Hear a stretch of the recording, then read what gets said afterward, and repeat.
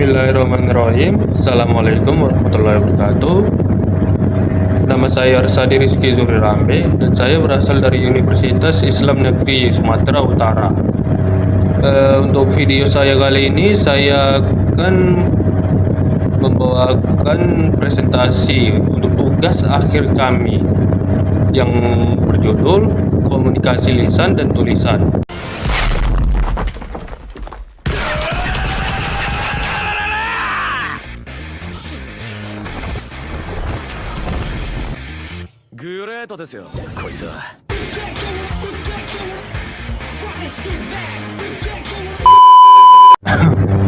Jadi pada tujuan pembelajaran kita kali ini adalah untuk memahami pengertian komunikasi lisan dan tulisan.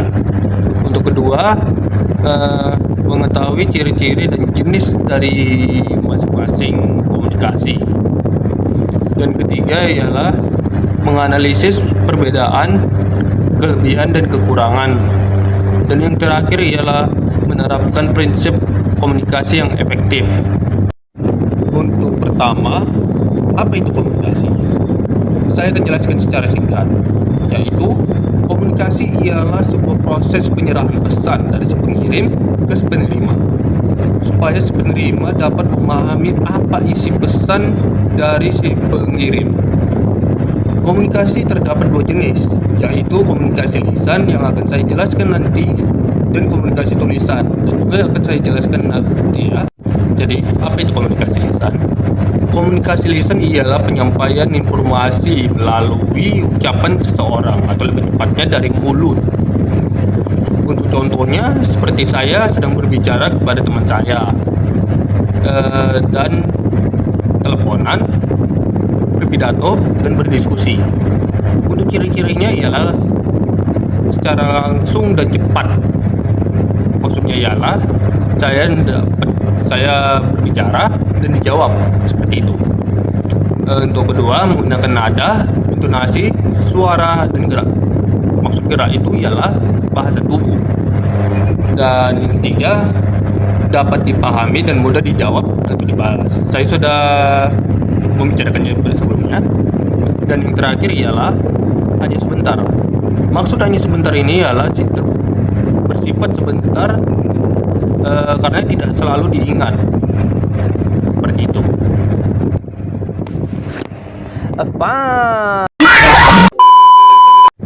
Untuk jenis-jenis komunikasi lisan ialah satu, seperti percakapan sehari-hari. Untuk kedua, presentasi atau pidato. Saya sudah menjelaskannya sebelumnya. Dan ketiga, berdiskusi atau rapat. Itu merupakan jenis komunikasi lisan. Keempat ialah wawancara. Dan kelima ialah telepon atau video call. Untuk secara singkatnya, kalian bisa melihat foto yang sudah saya siapkan. Itu adalah contoh dari komunikasi lisan.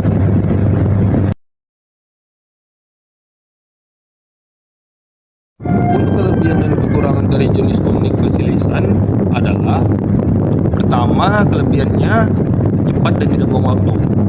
Maksudnya, jika kalian ingin bertanya ke sesuatu, kalian bisa langsung menggunakan lisan dan pasti akan langsung dijawab, dan itu tidak akan membuang-buang waktu. Dan kedua, bisa mengekspresikan emosi. Misalnya kalian sedang marah pada seseorang atau teman atau pacar, kalian bisa mengekspresikan emosi kalian melalui lisan dan gestur tubuh. Dan ketiga ialah bisa menjadi bahan pelajaran. Apa maksud dari bisa menjadi bahan pelajaran? Itu cocok untuk mereka yang sedang mendalami jurusan psikolog. Karena saya pernah menjadi bahan uji coba dari seorang teman saya yang kebetulan dia masuk ke jurusan psikolog. Dan yang terakhir ialah bisa interaksi langsung, dan itu bisa menambah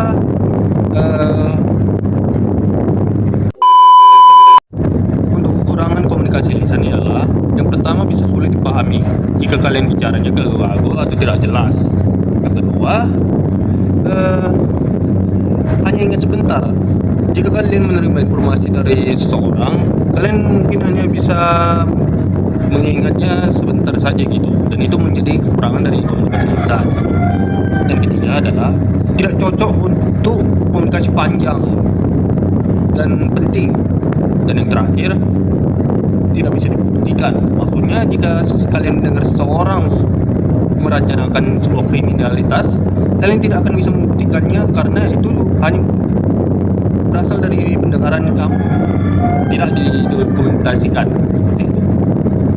Berikutnya adalah komunikasi tulisan. Apa itu komunikasi tulisan? Komunikasi tulisan adalah proses penyampaian kalimat atau pesan menggunakan kata-kata yang tertulis. Untuk contoh, sebuah surat, laporan, email, buku, WhatsApp, dan lain-lain. Untuk ciri-cirinya tidak langsung. Apa maksud tidak langsung itu? Ialah kalian harus menyusun apa yang ingin kalian tulis, kalian tata, kemudian kalian kirim. Itu maksud dari tidak langsung.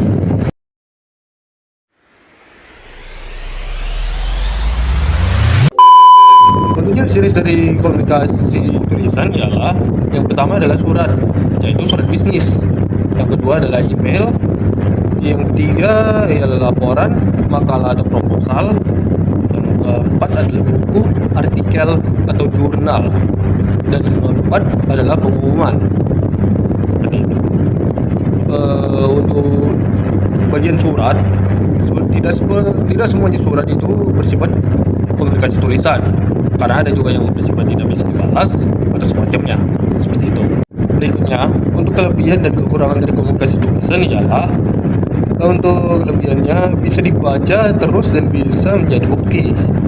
Jika kalian menerima sebuah ancaman berupa tulisan dari WhatsApp atau apanya, itu bisa menjadi bukti dan dilaporkan kepada pihak berkewajiban, seperti itu. Yang kedua, jelas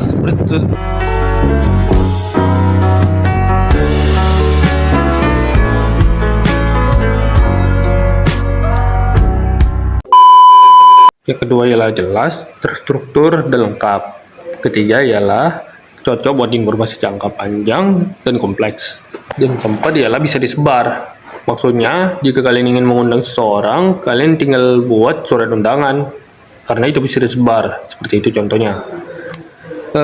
Untuk kekurangan dari komunikasi tulisan ini ialah nggak bisa langsung. Maksudnya kalian harus menulis dan dikirim.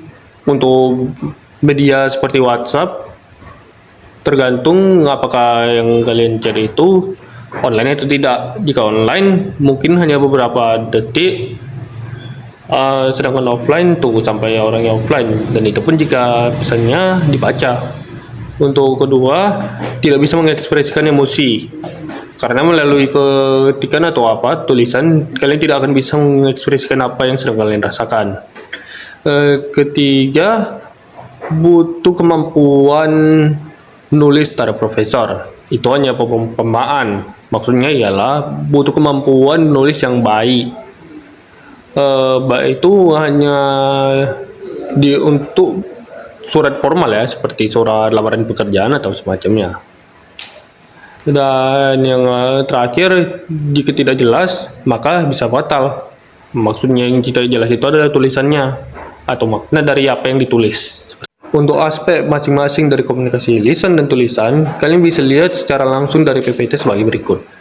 Hello, your neighbor. Goodbye, see you later. This place was up for you to see it get from me. Hello, your neighbor. Goodbye, see you later. This place was up for you. Prinsip dari komunikasi yang efektif ialah untuk komunikasi lisan jelas, singkat, gunakan intonasi yang tepat, dengarkan, dan perhatikan bahasa tubuh. Untuk komunikasi tulisan, lengkap, singkat, jelas, sopan, periksa ejaan dan tata bahasa, dan KISS. Apa itu KISS? Yaitu keep it short and simple. Dan terakhir, pilih media sesuai tujuan dan situasi. Untuk kesimpulan presentasi ini ialah yang pertama, komunikasi lisan dan tulisan sama-sama penting. Dan yang kedua, keduanya memiliki kelebihan dan kekurangannya. Ketiga, komunikasi keduanya akan menghasilkan komunikasi yang efektif. Dan keempat, keterampilan keduanya perlu diasah untuk kesuksesan pribadi dan profesional. Mungkin itu saja presentasi saya pada kali ini. Bila ada kesalahan kata yang mungkin saya ucapkan jika disengaja maupun tidak, saya mohon maaf. Kepada Allah saya mohon ampun. Wassalamualaikum warahmatullahi wabarakatuh. You never see it coming.